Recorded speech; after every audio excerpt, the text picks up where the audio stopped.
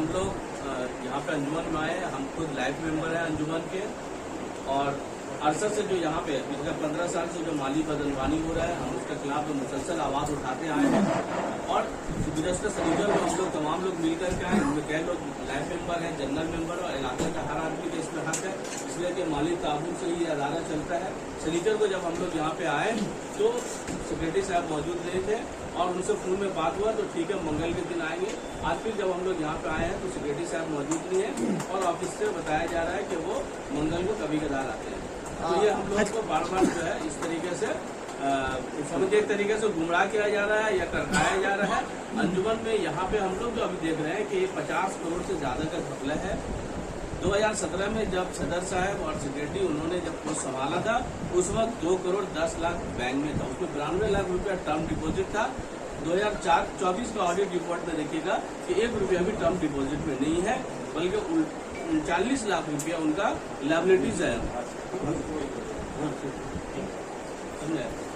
और वो term deposit जो है वो खत्म हो गया है, बल्कि उल्टा 39 लाख रुपया इन पे लायबिलिटीज है। हम 50 करोड़ रुपया का इसलिए बात कर रहे हैं कि इन्होंने मुख्तलिफ तरीके से कलेक्शन किया है। अंजुमन का मुफ्ती इस्लाम 31 नंबर का बिल्डिंग बनाने के लिए लाखों रुपया लोगों से लिया है।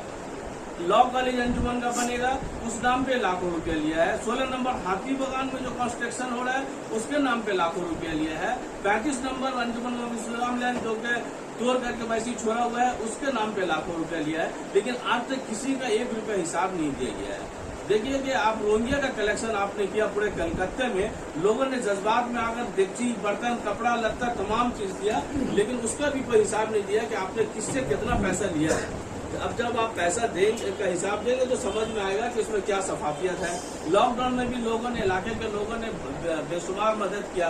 हमारे अशरफ पद्दार साहब ने पहले 5 लाख रुपया देकर कहा कि इलाके के लोगों को इजनास फराहम किया जाए। उसके बाद बहुत सारे लोगों ने लाखों लाख रुपया दिया, लेकिन उन्होंने किसी तरह का कोई हिसाब नहीं दिया।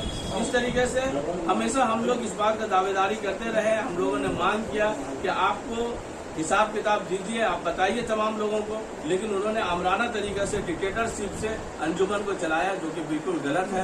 इसके अलावा देखिए कि 10 कट्टा के करीब जमीन है जो नॉर्थ रेंज में, उसको 2 करोड़ रुपया में ही बेच दिया। आप सोच सकते हैं कि 10 कट्टा जमीन की कीमत 6 से 10 करोड़ रुपए के बीच होगी, उसको सिर्फ 2 करोड़ रुपया में आपने फरोख्त कर दिया।